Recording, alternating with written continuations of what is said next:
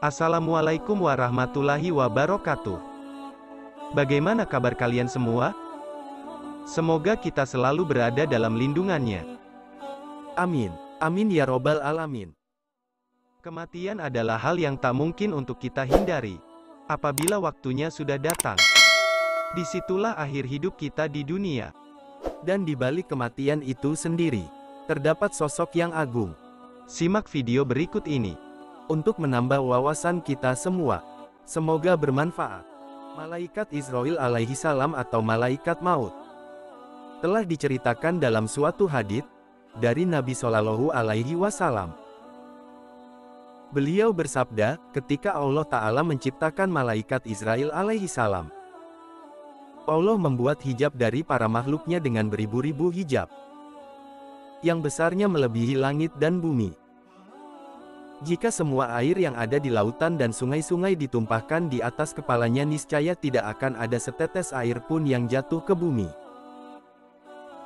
Dan seandainya dunia yang terbentang dari barat sampai timur itu berada pada tangannya, niscaya dunia itu bagaikan meja yang di atasnya ada hidangan, dan diletakkan di depan seorang pemuda yang akan memakannya sekehendak hatinya.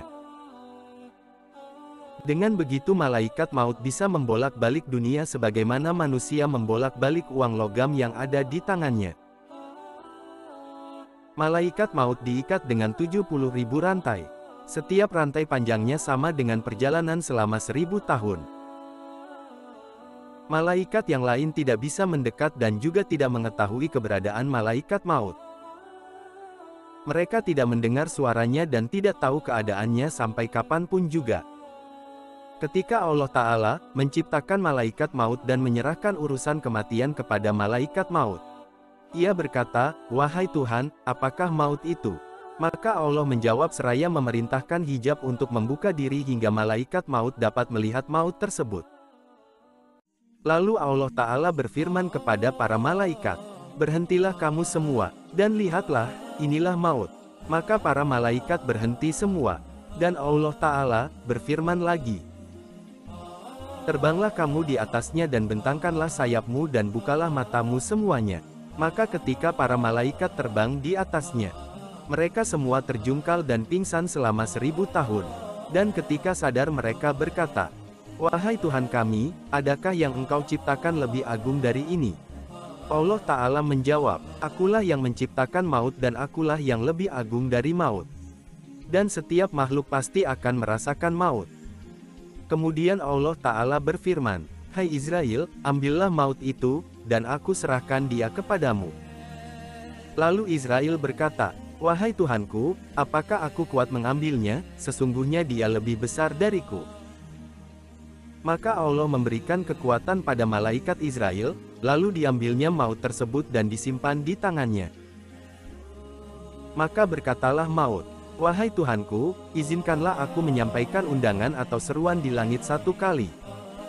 Maka Allah pun mengizinkannya, dan berkatalah maut dengan suaranya yang lantang, "Akulah maut, yang akan memisahkan antara orang yang saling mencintai.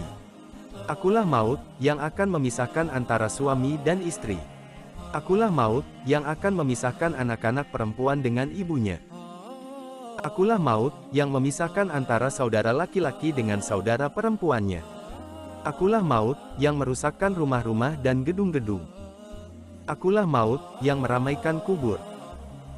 Akulah maut, yang akan mencarimu dan menemuimu walaupun di gedung yang kokoh. Dan semua makhluk pasti akan merasakan aku, yaitu maut atau kematian. Dan sesungguhnya orang-orang kafir, munafik dan durhaka, ketika maut mendatanginya, turunlah malaikat azab di sebelah kirinya, wajahnya hitam legam, matanya melotot. Bersamanya terdapat bermacam-macam azab atau siksa. Malaikat azab duduk menjauh darinya hingga malaikat maut datang. Dan ketika malaikat maut datang pada orang tersebut, lalu ia berdiri di hadapannya dengan rupa yang sangat menyeramkan. Lalu jiwa orang tersebut berkata, "Siapakah engkau dan apa yang engkau inginkan?" Malaikat maut berkata, "Aku adalah maut yang akan mengeluarkanmu dari dunia, menjadikan anakmu yatim, menjadikan istrimu janda, hartamu sebagai warisan bagi pewarismu, yang mereka tidak engkau sukai di waktu hidupmu. Sedangkan engkau tidak mempersiapkan kebajikan untuk dirimu, dan tidak pula untuk akhiratmu.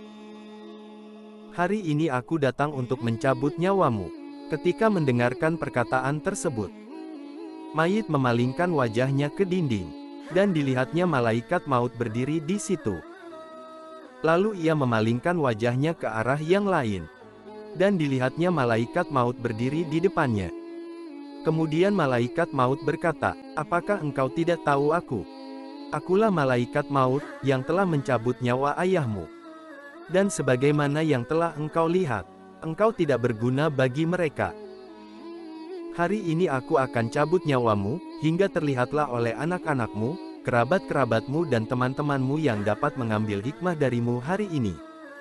Aku malaikat maut yang telah merusak kaum-kaum yang terdahulu, yang lebih kuat, lebih kaya dan lebih banyak anaknya daripada kamu."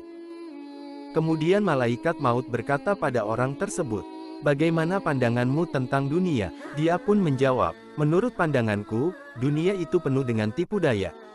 Lalu Allah menjadikan dunia dengan bentuk sesuatu. Dan dunia itu berkata, "Hai orang yang durhaka, apakah engkau tidak malu dengan dosa-dosa yang telah engkau lakukan di dunia? Dan engkau tidak mampu mencegah dirimu dari perbuatan maksiat. Sesungguhnya engkau membutuhkan aku, dan aku tidak membutuhkanmu. Kamu tidak bisa membedakan antara yang halal dan yang haram.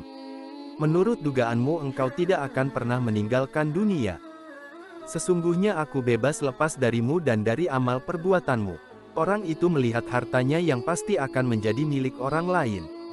Dunia berkata lagi, "Hai orang yang banyak berbuat maksiat, kamu yang mencariku dengan jalan yang tidak benar, dan tidak kau belanjakan dan sedekahkan kepada para fakir miskin. Hari ini aku pasti menjadi milik orang lain." Allah Ta'ala berfirman, "Yauma la yamfa'u malun wala banunun, illa man atallaha biqalbin salim." Yang artinya, yaitu hari di mana harta dan anak-anak tidak bermanfaat lagi, kecuali orang-orang menghadap Allah dengan hati yang bersih. Quran Surat Asy-Syu'ara, ayat 88-89. Orang itu berkata, "Wahai Tuhan, kembalikanlah hamba, supaya hamba dapat beramal saleh, dari apa yang telah aku tinggalkan." Maka Allah Ta'ala berfirman, "Idza jaa ajaluhum fala yastahiruna sa'atan wa la yastaqdimun." Yang artinya, apabila telah datang ajal mereka, maka mereka tidak dapat mengundurkannya sedikitpun, dan tidak pula dapat mendahulukannya. Quran Surat Yunus, ayat 49. Kemudian malaikat maut mengambil nyawanya. Bila dia seorang mukmin, maka keberuntungan baginya, yaitu dia akan dimasukkan ke dalam surga. Dan jika dia orang kafir atau orang munafik, maka relakanlah dia, sebagaimana firman Allah Ta'ala, "Kala ina kitabal fujari la fi sijin." Yang artinya, sekali-kali jangan curang, karena catatan amal orang-orang yang durhaka, benar-benar tersimpan dalam neraka sijin. Quran Surat At-Tatfif, ayat 7.